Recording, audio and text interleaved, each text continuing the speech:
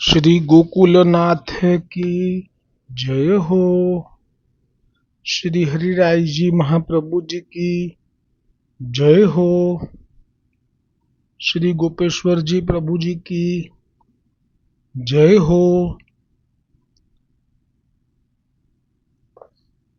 शिक्षापत्र 41 प्रगट કર્યા છે, જેમાં 24મા પત્રમાં હવે 25મો અને 26મો શ્લોક, જેના સંસ્કૃતના શબ્દો છે: પરમાનંદ સંદોહો દયાલુ સુતરામપી સ કથમ સહતે કૃષ્ણો દયાભાવમ જનેષ્વપી અતો અત્ર યદિદમ જાતમ તત્સવ દોષેણ સર્વથા નિર્દોષ પૂર્ણગુણતા હરૌ નિત્ય વિરાજતે કદાચિત સ્વપ્રભોર્દોષો નાનેય સર્વથા હદિ. આ 25 અને 26 બે શ્લોક સાથે હતા. તેમનો શબ્દાર્થ શ્રી ગોપેશ્વરજીએ પ્રગટ કર્યો છે. શ્લોક હરિરાયજીએ પ્રગટ કર્યા છે. લઘુ ભ્રાતા ગોપેશ્વરજીના ઘરમાં જે દુઃખ આવી પડ્યું છે, અને આ દુઃખનું દોષારોપણ ભગવાનને ન થઈ જાય કે મારા ઘરમાં નાની ઉંમરમાં હું આચાર્યનો કુળમાં પ્રગટ થયો છું, મારા પિતાએ કલ્યાણરાયજી છે, કેમ કે ગોપેશ્વરજી પ્રભુ એ હરિરાયજીના લઘુ ભ્રાતા છે. એટલે આવું કદાચ વિચારી બેસે કે એમના ઘરમાં નાની ઉંમરે વહુજી મહારાજનું લીલામાં પ્રવેશ થવું, એ વખતે જે ઉદ્વેગ થાય, અને કદાચ આવો કોઈ વિચાર આવી જાય કે હું તો મહાપ્રભુજી વલ્લભાચાર્યજીના વંશમાં શ્રી ગુસાઈજીના સપ્ત લાલનમાંથી દ્વિતીય લાલન શ્રી ગોવિંદરાયજીના આત્મજ કલ્યાણરાયજીના ઘરે પ્રગટ થયો છું, છતાં પણ મારા ઘરમાં આટલી નાની ઉંમરે મારા વહુજી મહારાજનું લીલામાં પ્રવેશ થવું, શું પ્રભુને જરા પણ દયા ના આવી મારી ઉપર? પ્રભુમાં દયા જ નથી કે મારા ઘરમાં આવું દુઃખ, આવું આબ ફાટ્યું? આવો વિચાર ન પ્રવેશ કરી જાય. અને કયા કારણે આ દુઃખ આવ્યું છે એનું મૂળ કારણ એ આ શ્લોકમાં આપે પ્રગટ કર્યું છે. એટલે કે વૈષ્ણવોને પણ આ ઘટના ઘરમાં ઘટે, આવી કોઈ પણ ઘટના, આ ઘટના એક જ નહીં, કોઈ પણ આબ ફાટે તો એમાં ભગવાન ઉપર દોષ શા માટે ન કરવો, એ આમાં છુપાવેલો ભાવ છે. શબ્દાર્થ હવે ગોપેશ્વરજી પ્રભુ જ કરે છે, કેમ કે આપ જાણી ગયા કે આમાં તો હરિરાયજીએ કૃપા વિચારી છે. શ્રી કૃષ્ણ પરમ આનંદના સમૂહ છે અને નિરંતર અત્યંત દયાળુ છે. એવા શ્રી કૃષ્ણ મનુષ્યોમાં દયાના અભાવને કેમ સહન કરી શકે? એટલે કે મનુષ્યોની નિષ્ઠુરતા દયાળુ પ્રભુ સહન નથી કરી શકતા. એથી અત્રે જે કંઈ આપણે ચિંતાદી દુઃખમાં છે, આપણા દુઃખ હૃદયમાં જે ચિંતાદી છે ને જે કંઈ પણ થયું છે દુઃખ, તે આપણા પોતાના દોષથી થયું છે. હરિમાં નિર્દોષપણું તેમજ ગુણથી પૂર્ણતા નિરંતર બિરાજે છે. તેથી કોઈ પણ સમય પ્રભુના વિશે દોષમતી આપણા હૃદયમાં ન લાવવી. આ થયો શબ્દાર્થ 25 અને 26મા શ્લોકનો. આ સમજાય એવો છે, શબ્દાર્થ સરળ છે કે જ્યારે આપણા હૃદયમાં કોઈ પણ, એટલે કે આપણા જીવનમાં ક્યારે પણ દુઃખનો પહાડ તૂટે, આભલું ફાટે, દાવાનળ સળગે, એવું લાગે કે દુઃખનો એવો છે ભાર, અંતર મૂંઝાય છે, દિલડાની વાતો તો ક્યાં જઈને કહીએ, જ્યાં જોઉં ત્યાં અંતર ભડકા બહાર ભડકા. એક સમય ક્યારેક ક્યારેક કોઈ દરેકના જીવનમાં આવો આવતો હોય છે. તો એવો સમય આવે ત્યારે ક્યારે પણ એ ન ભૂલી જવું કે શ્રી કૃષ્ણ તો પરમ આનંદના સમૂહ છે અને નિરંતર અત્યંત દયાળુ છે. એટલે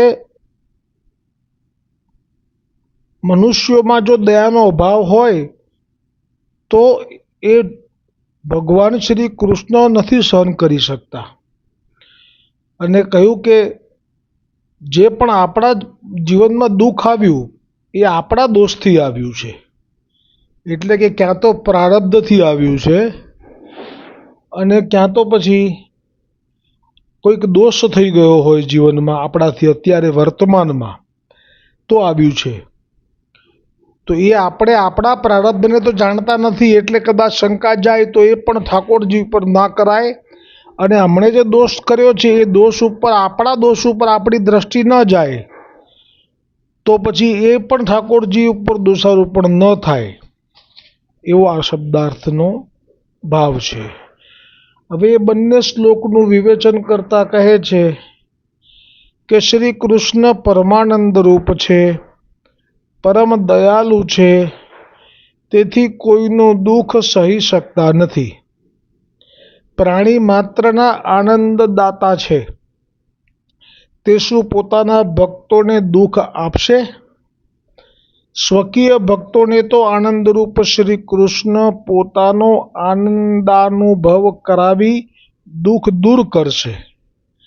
વૈષ્ણવ ભગવદીયનું તેથી એવું લક્ષણ છે કે જો કોઈ પણ લૌકિક વૈદિક કાર્ય સિદ્ધ ન થાય યા કોઈ પણ વસ્તુની હાનિ થાય ત્યાં પોતાનો જ દોષ વિચારવો, પરંતુ પ્રભુમાં દોષ બુદ્ધિ ન આણવી. આ થયો 25મો શ્લોક.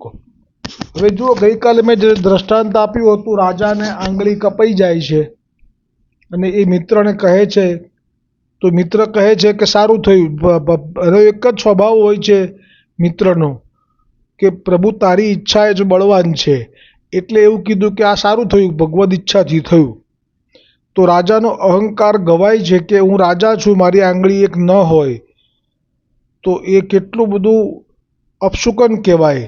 અને આ તો સમજતો નથી અને આ તો એમ કે છે, એમ કરીને જે કાલે પ્રસંગ લીધો પછી એને કેદ કર્યો. એ અધૂરો રહી ગયેલો મને પાછળથી સ્મરણ થયું એટલે પછી એને કેદ કર્યો. પછી આપણે વાત થઈ કે જંગલમાં ગયો અને પેલા ભીલે બલી માટે પકડ્યો, પણ એક આંગળી નહોતી એટલે છોડ્યો. પછી આવીને એણે એના મિત્રને જેલમાંથી મુક્ત કરવા માટે દરવાજા ખોલ્યા અને એને વળગી પડ્યો અને એને કહ્યું કે જ્યારે મેં તને પૂછ્યું ત્યારે તે એમ કહ્યું કે આ જે આંગળી કપાઈ એ સારા માટે, એટલે મને ક્રોધ આવેલો અને મેં તને જેલમાં પૂરેલો. તો ત્યારે પણ તે એમ કહેલું કે તમે મને આ જેલમાં પૂર્યો એ પણ સારા માટે. ત્યારે રાજાને આશ્ચર્ય થયું હતું. પણ પછી જ્યારે રાજા આવ્યો પાછો, બચી ગયો અને પછી એને કહ્યું કે હું તો બચી ગયો અને તે જે કીધું હતું કે આંગળી કપાઈ એ સારા માટે, તો એ સાચી વાત તો થઈ, પણ તું જેલમાં રહ્યો, આટલું દુઃખ ભોગવ્યું, જ્યાં સુધી હું આટલું બહાર રહ્યો અને તું અંદર રહ્યો, તો એ તો દુઃખ જ પડ્યું ને તને, એ કેવી રીતે સારા માટે? ત્યારે એ બોલ્યો કે રાજા, તને હજી ના સમજાયું? જો મેં તને કીધું અને તે મને જેલમાં પૂર્યો તો હું જેલમાં હતો એથી તારી સાથે ન હતો, બાકી તો હું તારો મિત્ર છું. જ્યારે પણ તું શિકાર માટે જાય છે તો તું મને પણ ઘોડેસવારી કરાવીને સાથે જ લઈ જાય છે, પણ જો આ વખતે હું સાથે આવ્યો હોત તો જરૂરથી એ તારા બદલે માને જ બલિ કરી નાખત, મારો જ બલિ ચડાવી દેત. ત્યારે રાજાએ બે કાન પકડ્યા. એટલે આ જે 25મો શ્લોક છે એમાં જે વિવેચન આવ્યું એમાં પણ આ જ ભાવ આવ્યો. અને ભગવાન શ્રી કૃષ્ણ જો પરમ આનંદ રૂપ છે તો અને પરમ દયાળુ છે અને જો કોઈનું દુઃખ સહી શકતા નથી અને પ્રાણી માત્રના આનંદદાતા છે, તો શું પોતાના ભક્તોને જ દુઃખ આપશે? એવું કહીને એમ કહેવા માંગે છે, બહુ મોટી વાત છે આમાં તો, કે પ્રાણી માત્રના અને ભક્તોને જ દુઃખ આપશે. એ બે જે શબ્દો છે કે એ જે બે વાક્યો છે એમાં તો બહુ મોટો આભર જમીનનો ફેર છે. એટલે પ્રાણી માત્ર એટલે એવું કે જે એક પિતાના 5 પુત્રો હોય એમાંથી એક પિતાનો સેવક હોય, બીજો પિતાને સાધારણ ચરણ સ્પર્શ કરીને ચાલી જતો હોય અને બાકીના 3 એ તો બિલકુલ પિતાને પ્રણામ પણ ના કરતા હોય. સેવાની તો વાત દૂર રહી, પરંતુ સાવ પાપ કર્મ કરતા હોય તો પણ એવું કહેવાય કે પિતા માટે તો પુત્ર તો છે જ, કે મટી જતો નથી, કારણ કે એ પિતા છે, એનાથી પ્રગટ થયા છે આ પાંચે પાંચ. એવો ભાવ અહીંયા આવ્યો, હરિરાયજીએ પ્રગટ કર્યો, ગોપેશ્વરજીએ, કે શ્રી કૃષ્ણ તો પ્રાણી માત્રના આનંદદાતા છે. એટલે કે આ પાંચ પુત્રોમાંથી એકનો પિતા નથી, એમ આમાં જે પ્રભુને ભજે એને પણ આનંદ આપવા માટે કટિબદ્ધ છે, અને જે ના ભજે એને પણ આનંદ આપવા માટે કટિબદ્ધ છે. કેમ કે છોરું કછોરું થાય પણ માવતર કમાવતર ના થાય. તો શું પોતાના ભક્તોને દુઃખ આપશે? આ બીજું વાક્ય તો બહુ મોટું છે, કે જો એ ત્રણ પુત્રો કે જે આવી રીતે નથી સેવા કરતા, નથી પ્રણામ કરતા, નથી ચરણ સ્પર્શ કરતા, છતાં ઉચ્છૃંખલ થઈ અને ચોરી ઉચક્કા કર્યા કરે છે, તો એના પણ એને પણ એ પોતાનો પુત્ર તો ગણાવે જ છે. તો શું જે પિતાની સેવા કરે, પિતાને ચરણ સ્પર્શ કરે, પિતાને માન આપે, પિતાને ભજે, એમની આજ્ઞામાં રહે, તો શું એને કોઈ દુઃખ પડી શકે? આવી રીતે ત્રિરાશિ મૂકી અને આમાં ગોપેશ્વરજી પ્રભુએ આ 25મા શ્લોકનું વિવેચન કર્યું. અને આના માટે પ્રભુ જ્યારે આપણા ઘરમાં દુઃખ આવે છે ત્યારે પ્રભુને શું ખબર નથી પડતી, દેખાતું નથી પ્રભુને કે અમારા ઘરમાં દુઃખ આવ્યું છે? જેમ કે અત્યારે ગોપેશ્વરજી પ્રભુને નાની ઉંમરમાં વહુજી મહારાજ ચાલ્યા ગયા છે, તો શું પ્રભુને દેખાતું નથી કે આટલું બધું ભયંકર દુઃખ આવ્યું છે મારા ઘરમાં? તો આવો દોષ ન કરવો, એવું કહે છે હરિરાયજી. કેમ કે જે દુઃખ આવે છે એ પ્રારબ્ધ વશ આવે છે. પ્રારબ્ધ એ પૂર્વજન્મનું હોય, એ આપણને યાદ ન હોય એટલે આ સ્થિતિ થાય છે, એમ કહે છે. પછી કહે છે 26મા શ્લોકનું વિવેચન કરતા, કે પ્રભુ જે કંઈ કરે છે ને તે સારું જ કરે છે, મારો જીવનો દોષ છે, તેથી જ આ ક્લેશ મને પ્રાપ્ત થયો છે, એવો નિશ્ચય મનમાં કરવો. જે ગઈકાલે આવ્યું ને કે વિવેક, કે જે કંઈ છે લીલા પ્રભુની છે, આ જેના હૃદયમાં સ્થિર થઈ ગયું ને એને વિવેક પ્રાપ્ત થઈ ગયો. એ વાત આજે બીજી રીતે કરી, કે મારા જીવનનો દોષ છે, તેથી જ આ ક્લેશ મને પ્રાપ્ત થયો, એવો નિશ્ચય મનમાં કરવો. પ્રભુ શ્રી કૃષ્ણ સર્વ દુઃખના હરતા છે, તેમજ સર્વગુણ પૂર્ણ છે, તેથી તેમને વિશે દોષ કદાપી ન આણવો. એટલે ભગવાન વિશે દોષ ન આણવો. આના માટે એક સુંદર નાનું દ્રષ્ટાંત લઈએ આપણે કૃષ્ણ ભટ્ટજીનું, ઉજ્જૈનવાલા, અને પછી આ સત્સંગમાં હવે નિવેદનનું અનુસંધાન અને એક દોડ લઈશું. આના જ અંતર્ગત લઈશું આપણે દોડ, કે પ્રભુનો પર દોષ ના મુકાય આપણાથી. તો જે પ્રભુ છે એ કોનું સાંભળે છે એ પ્રસંગ એ કૃષ્ણ ભટ્ટજીના વાર્તા પ્રસંગમાં આવે છે, કે જ્યારે રાસ માટે જે વ્રજવાસીઓ વિનંતી કરે છે કે રાસ કરાવડાવો, આયોજન કરો, તો ત્યાં ઉજ્જૈનના વૈષ્ણવો એ જાણે છે કે રાસ માટે ભગવદીયને વિનંતી કરીએ તો આ રાસધારીઓમાં જે શ્રી કૃષ્ણ બનશે એમાં સાક્ષાત શ્રી કૃષ્ણનો આવેશ આવશે અને આપણને સૌને એવો લાભ મળશે.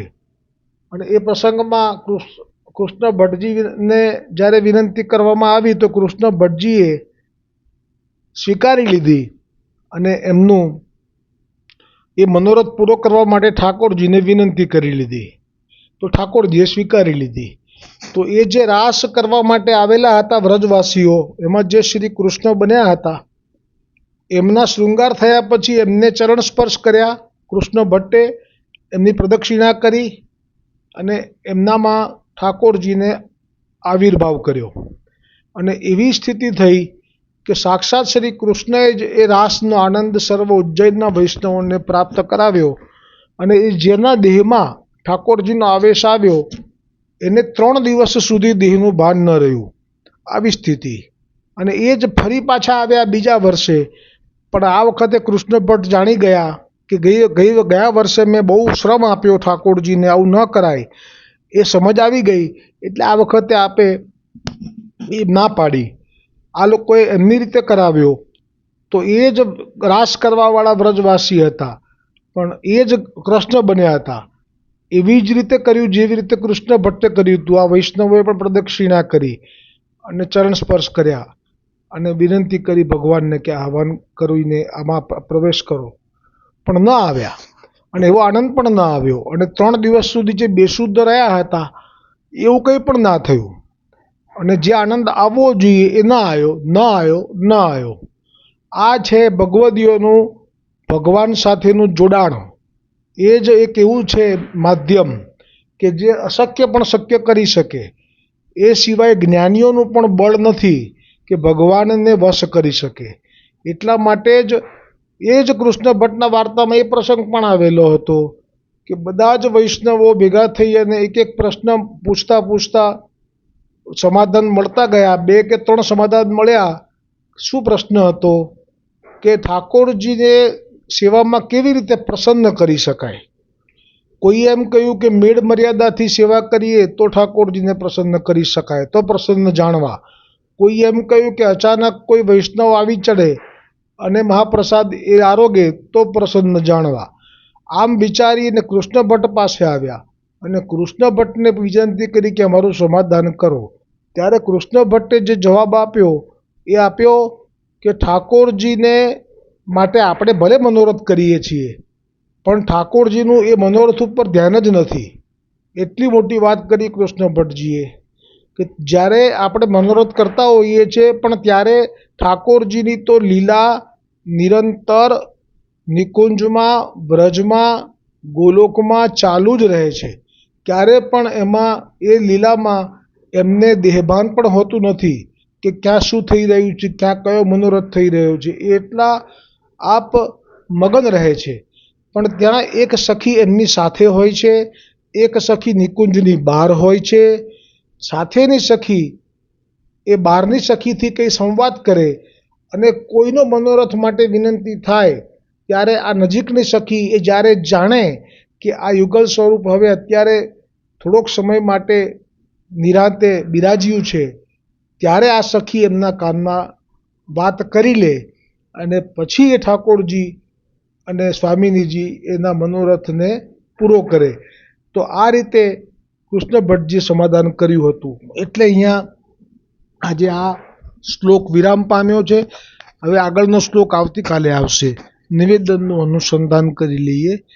સહસ્ત્ર પરિવત્સર મિત કાલ જાત કૃષ્ણ વિયોગ જનિત તાપ ક્લેશ આનંદ તીરો ભાવો ભગવતે કૃષ્ણાય શ્રી ગોપીજન વલ્લભાય દેહ પ્રાણ ઇન્દ્રિય અંતઃકરણાની તદ ધર્માશ દારા અગાર પુત્ર આપ્તવિત ઈ પરાણી આત્મના સહ સમર્પયામિ.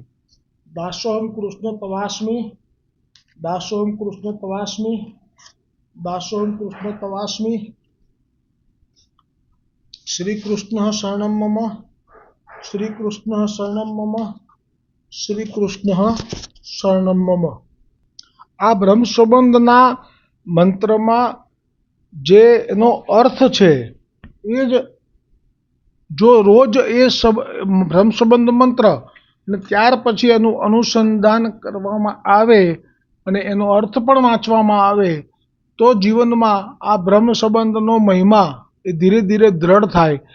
પછી સમજાય કે જે કોઈ પણ હવે જે દુઃખ છે બ્રહ્મ સંબંધ પછીનું એ તો પોતે કરેલા કર્મોનું ભૂલનું પરિણામ છે. એટલે કે જે બ્રહ્મ સંબંધ થયા પછી હવે જે દુઃખી વૈષ્ણવો દેખાય છે તો પછી એના માટે ભગવાનને દોષ થોડો અપાય. કોઈ પણ વ્યક્તિ અતિશય મરચું ખાઈ લે અને પછી એને દાહ ઉત્પન્ન થાય આગળ કે પાછળ, તો એ દાહ એ મરચાને કારણે છે. એમાં વૈષ્ણવ થયા પછી એમાં ભગવાનનો શું દોષ છે? આ એક દ્રષ્ટાંત લૌકિક આપ્યું. આ વાત બધી જ જગ્યાએ લાગુ પડે છે. કામ, ક્રોધ, લોભ અને મોહ આ બધામાં. આ બ્રહ્મ સંબંધનો ભાવાર્થ રોજ વાંચવો. સંસ્કૃતનો જે શ્લોક છે એ તો અપરસમાં જ વાંચવો, પણ આ જે ભાવાર્થ છે એ તો રોજ વાંચવું. જેમાં આપણે હમણાં જે નિવેદન મંત્ર બોલ્યા એનો ભાવાર્થ છે કે ભગવાન કૃષ્ણથી વિખૂટા પડે હજારો વર્ષોનો સમય વ્યતીત થવાથી ભગવાનની પ્રાપ્તિ માટે હૃદયમાં જે તાપ ક્લેશનો આનંદ થવો જોઈએ તે જેને તિરોધાન થયો છે એવો હું જીવ ભગવાન કૃષ્ણને દેહ, ઇન્દ્રિય, પ્રાણ, અંતઃકરણ, તેના ધર્મો, સ્ત્રી, ઘર, પુત્ર, કુટુંબ, ધન, આલોક અને પરલોક આત્મા સહિત સમર્પણ કરું છું. હું દાસ છું, હે કૃષ્ણ હું તમારો છું. હવે આ જે આપણે નિવેદનનું મંત્ર અને શક્ય હશે તો ભાષાંતર પણ રોજ લઈશું, જેથી આપણા હૃદયના પડદા ખુલી જાય કે આટલું બધું આપણું સમર્પણ પાકું કરાયું છે શ્રી મહાપ્રભુજીએ. જો કે ગોવર્ધનનાથજીએ જ આપેલો મંત્ર છે, તો એટલું પાકું પાવર ઓફ એટર્ની આપણા કાંડા કાપી લીધા છે કે પછી આપણે કોઈના પણ માટે દુઃખ કરવાની, ચિંતા કરવાની આમાં ક્યાંય આવશ્યકતા કે જરૂરિયાત જ રહેતી નથી. કોઈના પણ માટે. કોના માટે? તો કે આપણા દેહ માટે, કે દેહ પણ અપાઈ ગયો તો પછી દેહની ઉપર આપણો અધિકાર નથી. તો દેહ વિશે ઇન્દ્રિય, આપણી ઇન્દ્રિયોમાં કાલ ઉઠીને કાનમાં કંઈ સંભળાવવાનું ઓછું થાય, પણ એ તો સમર્પિત થઈ ગઈ છે. પછી પ્રાણ, અંતઃકરણ, તેના ધર્મો, પછી સ્ત્રી અને પુરુષ બંને આવે. જેને પત્ની છે તો હવે એ પણ સમર્પિત થઈ ગઈ છે, તો હવે કોની ચિંતા કરવાની? અને પતિ હોય જેનો, એનો પતિ પણ એને સમર્પિત થઈ ગયો છે આ બ્રહ્મ સંબંધ મંત્ર થકી, તો પછી એને પણ હવે કઈ વાતનું પતિની ચિંતા રહી કે મારા ગયા પછી કોણ ખવડાવશે? પછી આવે છે ઘર, તો આ ઘર પણ સમર્પિત થઈ ગયું છે. હવે આપણું કેવી રીતે કહેવાય? હવે તો આ ભાવ સાથે રહેવાનું કે જીવ શાને ફરે છે ગુમાનમાં, એ તારે રહેવું ભાડાના મકાનમાં. હવે એમ કેમ કહી શકાય કે આ ઘર મારું છે? કેમ કે બ્રહ્મ સંબંધ મંત્રમાં પણ આપણે બોલી ગયા, એમાં આ ઘર પણ છે, તો ઘર પણ અપાઈ ગયું. એમાંને મારું મકાન કીધું રંગને રોગાન, જાણે કાયમ લીધું છે વેચાણમાં, એ તારે રહેવું ભાડાના મકાનમાં. પછી પુત્ર કે પુત્રી, તો આમનું પણ સમર્પણ થઈ ગયું છે. પછી કુટુંબ, તો આખા કુટુંબનું સમર્પણ થઈ ગયું છે. પછી ધન, તો હવે કેવી રીતે કહેવાય કે આ મારું છે એટલે હું આટલા મન વાંછિત ભોગ ભોગવીશ, આમાંથી હું બધું ભવિષ્યમાં આમ કરી નાખું અને તેમ કરી નાખું, કંઈ ના થાય, આપણું નથી રહ્યું. આ પણ કાંડા કાપી લીધા છે. ગોવર્ધનનાથજી તો કાચા તો છે નહીં, આખી દુનિયાના કાંડા કાપે તો આપણા કાંડા કેવા કાપે? બધું સાફ કરી નાખ્યું, જેથી કરીને આપણું રક્ષા હવે એ કરશે. સાફ એટલે આ બધા ઉપર એમણે રાઈટ લઈ લીધો છે. પછી કોઈ આ ધનને પણ આપણું ચોરી ના શકે. જેમ મીરાબાઈએ મર્યાદામાં ગાયું ને કે વાકો ચોર ન લૂંટે, દિને દિને બળત સવાયો, ખર્ચી ન ખૂટે, ચોર ન લૂંટે. આ લોક અને પરલોક, એટલે કે ભૂલોકમાં જે છે તે અને પરલોક, એનું પણ આપને સમર્પણ છે અને આત્મા સહિત સમર્પણ છે. અને છેલ્લું સરસ છે, હું દાસ છું, હે કૃષ્ણ હું તમારો છું. તો દાસનું લક્ષણ તો પ્રગટ થવું જોઈએ. દાસ છું કહેવા માટે બી દીનતા જોઈએ. એને બદલે હું દાસ છું, હું દાસ છું, એવી રીતે થોડા દાસ થવાય. દાસ તો દીન હોય, જેનું બધું અપાઈ ગયું છે એ તો બે હાથ જોડીને ઠાકોરજીની સામે ઊભો રહીને રાહ જુએ કે આજ્ઞા કરો, આજ્ઞા કરો. તો પછી દુઃખ ક્યાંથી આવે છે? તો આજના શ્લોકમાં હરિરાયજીએ કહેવું પડ્યું કે જો ભાઈ દુઃખ આવે છે ને તો મહેરબાની કરીને ઠાકોરજીની ઉપર દોષારોપણ ના કરતા. આપ ગોપેશ્વરજીને કહી દીધું અને આપણને પણ કહી દીધું, તો આ ધોળ એના અનુસંધાનમાં છે કે વૈષ્ણવ લાવે છે દુઃખ, વૈષ્ણવ લાવે છે દુઃખ પોતાના કર્મથી, દુનિયાની સાથે ઈશ્વરને છેતરે, દુનિયાની સાથે શ્રીજીને છેતરે, ક્યાંથી મળવાનું સુખ પોતાના કર્મથી. વૈષ્ણવ બનીને કરે કર્મ પશુના, વૈષ્ણવ બનીને કરે કર્મ પશુના, વલ્લભનું લજાવે કુખ, વલ્લભની લજાવે કુખ. કારણ કે આપણું પ્રાગટ્ય વલ્લભમાંથી થયેલું છે, એટલે પોતાના કર્મથી. અને હવે જે દુઃખ છે, વૈષ્ણવમાં દુઃખ દેખાય છે તો આ કારણથી કે ભોગ વધાર્યા ને શોખ વધાર્યા, ભોગ વધાર્યા ને શોખ વધાર્યા. અને પછી શું આવે? પેટમાં આવે છે ચૂક, પેટમાં આવે છે ચૂક પોતાના કર્મથી. વલ્લભ પ્રભુને ભૂલી, વલ્લભ પ્રભુને ભૂલી સંસારમાં, વિઠ્ઠલ પ્રભુને ભૂલી સંસારમાં, આ કે છે ને કે યાહી મેં યમુના, યાહી મેં ગોકુલ, યાહી મેં વલ્લભ, યાહી મેં વિઠ્ઠલ. આ એના માટે કે વલ્લભ પ્રભુને ભૂલી સંસારમાં, વિઠ્ઠલ પ્રભુને ભૂલી સંસારમાં, ખાલી ઉડાડે થૂંક, ખાલી ઉડાડે થૂંક પોતાના કર્મથી. બોલો શ્રી ગોકુલનાથ કી જય હો. श्री हरिराय जी महाप्रभु जी की जय हो. श्री गोपेश्वर जी प्रभु जी की जय हो. श्री वल्लभ कुल परिवार की जय हो.